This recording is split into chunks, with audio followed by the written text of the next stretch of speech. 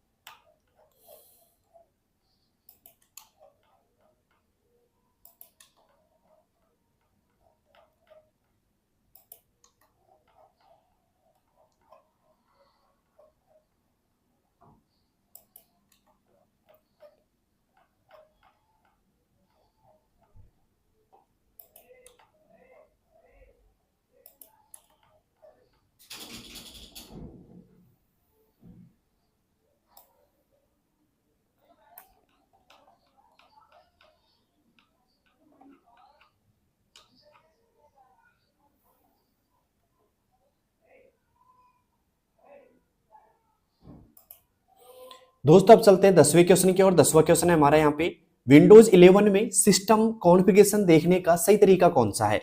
Windows 11 में system configuration देखने का सही तरीका कौन सा है? कंट्रोल पैनल में जाकर के डिवाइस, सेटिंग में जाके सिस्टम और अबाउट, फाइल एक्सप्लोरर में जाकर के प्रॉपर्टीज, या टास्क मैनेजर में जाकर के स्टार्टअप। बताइए दोस्तों कौन सा तरीका सही रहेगा इसमें?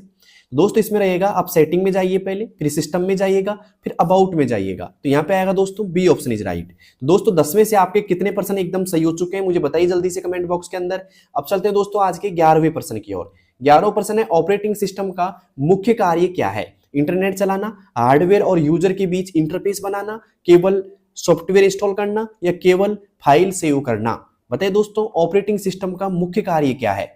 जल्दी से बताइएगा मुझे क्या होगा इसका मुख्य कार्य। दोस्तों हार्डवेयर और यूजर के बीच इंटरफेस बनाना इसका एक महत्वपूर्ण कार्य है, ठीक है। तो यहाँ पे आएगा दोस्तों 11वें में बी ऑप्शन आएगा। उम्मीद करता हूं समझ गए होंगे आप सबके सब। अब चलते हैं दोस्तों आज के 12वें प्रश्न की ओर। 12वां प्रश्न है, जीयूआई का पूर्ण रूप एवं उद्देश्य क्या है? जीयूआई का पूर्ण रूप एवं उद्देश्य क्या है? ग्राफिकल यूजर इंटरफेस, उपयोग को सरल बनाना, या जनरल यूजर इंटरफेस, सुरक्षा बढ़ाना, ग्लोबल यूजर इंटरनेट और नेटवर्क बनाना, ग्राफिक यूटिलिटी इंटरफेस और फाइल प्रबंधन। दोस्तों यहाँ पे दो चीज पूछी गई है आपसे, जीयूआई का पूर्ण रूप पूछा गया है और इसका उद्देश्य पूछा गया है, ठीक है। तो दो चीजें आपको यहाँ पे बतानी है दोस्तों, दोनों में से मतलब कौन सा यहाँ पे जो सही है ऑप्शन।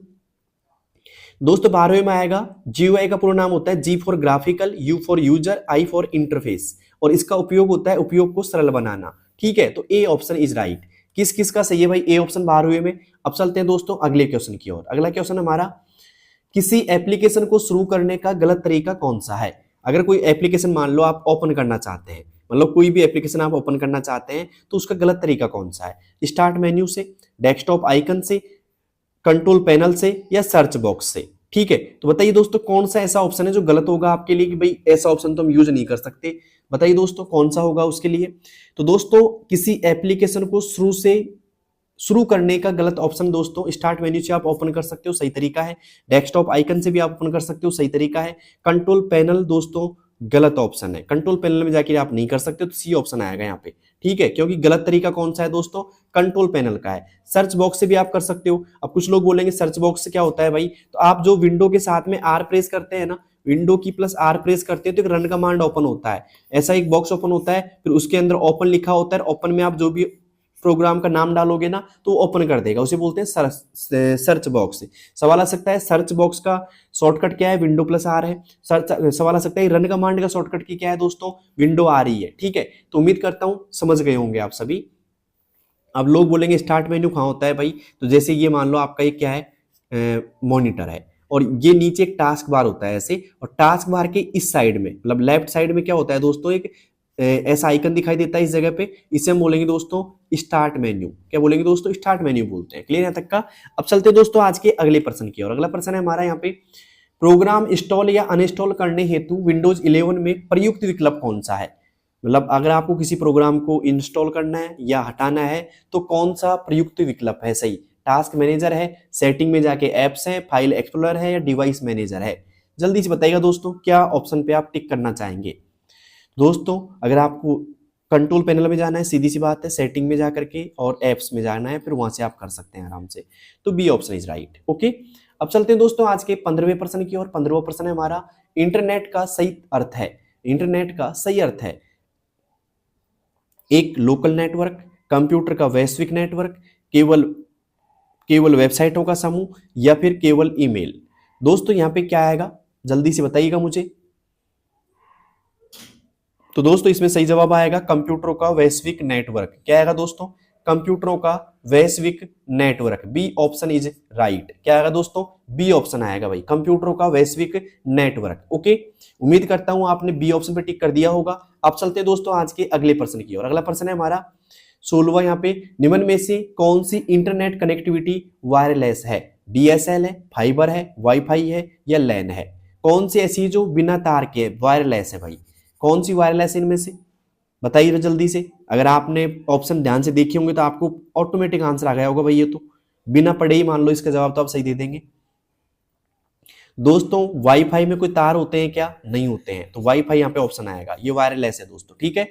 अब चलते हैं दोस्तों आज के 17वें प्रश्न की ओर। 17वां प्रश्न क्या है दोस्तों, इंट्रानेट का मुख्य उपयोग किसके लिए किया जाता है, सार्वजनिक उपयोग, निजी संगठन के आंतरिक उपयोग हेतु, सोशल नेटवर्किंग के लिए, या ई कॉमर्स के लिए। बताइए दोस्तों इंट्रानेट का उपयोग मुख्यतः किसके लिए किया जाता है।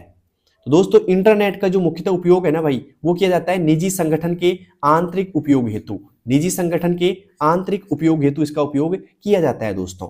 तो ऑप्शन लगा लो यहाँ पे बी, ठीक है। अब चलते हैं दोस्तों आज के 18वें प्रश्न की ओर। 18वां प्रश्न पूछ रहा है आपसे कि सुरक्षित वेबसाइट की पहचान का प्रमुख संकेत है, सुरक्षित वेबसाइट की पहचान का प्रमुख संकेत है .com यानी कि डोमेन, HTTP, HTTPS और लॉक सिंबल, या रंगीन डिजाइन। बताइए दोस्तों क्या होगा इसका सही जवाब, सुरक्षित वेबसाइट की पहचान का प्रमुख संकेत कौन सा है।